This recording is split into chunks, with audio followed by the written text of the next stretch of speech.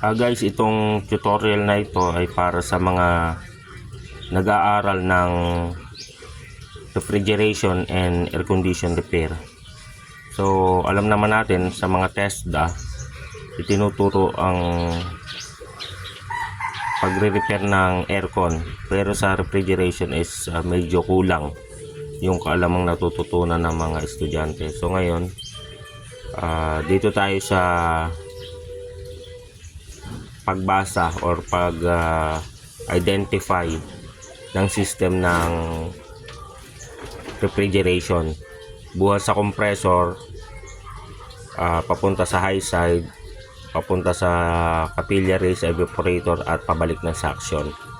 So ngayon i-explain ko kung anong function itong mga tubong ito na nakakonekta sa compressor. So sa mga technician, syempre alam nila to, pero sa mga baguhan na nag-aaral pa lang, may kalituhan. Okay, so ngayon ang una-una kong ipapaliwanag yung nag-iisang ito. So dito ay humihigop ang hangin, pati dito parehas pahigop ang function yan. So parehas suction yan. Pero sa refrigeration, kung nakakasanayan sa isang refrigerator, yung kabukod na wala kang makikitang karugtong, iyan ang sa charging line. So dito ka magpapasok ng freon pag natapos mo na yung process ng mga kung ano-ano pang process. So dito ipinapasok ang refrigerant, unang process. So dito tayo magcha-charge. And then after nyan, ito yung katabi niya, lagi magkahiwalay itong dalawang higop na ito, yung charging at saka yung sa suction or sa high side. So lagi siya magkahiwalay. So laging kung sinong katabi nitong charging line, yung walang karugtong, laging high side ang tawag dyan. Ayan na ipapunta sa condenser. Ito yung pumupunta dun sa umiinit.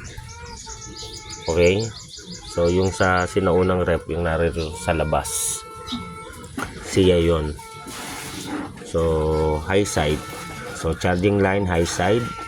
So pumasok siya doon sa tubo, sa mga gilid-gilid, and then lalabas siya dito. So malalaman mo na ang karugtong niya ay kung ano yung katabi niya, kung ano yung lalabas na kukonekta dito sa strainer. So ito yung huling process ng high side ng condenser. So after niyan dyan, papasok sa filter yung refrigerant, sasalain dyan, may pansala, and then papasok dito sa capillary tube. So capillary tube ang tawag dyan, pinutol ko lang kasi sira na to. So dadaan siya dito, and then sasalain niya yan dyan. So papasok dyan na maliit lang yung refrigerant, pupunta sa evaporator o kaya sa freezer. Doon siya magpaprocess siya, magyayelo. So after noon, yung pinakadulo ng freezer lalabas dito. Ito yung tinatawag na high side or sa suction line. So babalik na siya dito sa compressor, babalik na dito yung refrigerant. So yun lang yung cycle niyan.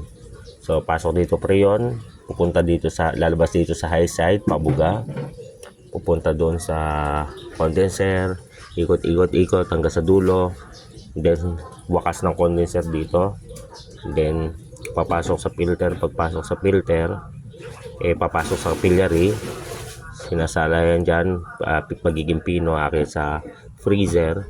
Pagkatapos ng dulo ng freezer, dito naman siya lalabas, so babalik. So yun lang yung process. So tapos na tayo dito sa process. Abang-abang lang po kayo sa susunod na tutorial ko. So iyan ang pinaka unang dapat malaman kung magkakarga ka ng freon, magre-reprocess ka. Dapat alam mo kung paano ang functions ng bawat tubo, at alam mo kung alin yung connection niya, kung alin yung bumubuga at yung umihigop. So yun lang guys, maraming salamat. More tutorials, follow lang po kayo sa aking profile, and then share lang. Maraming salamat.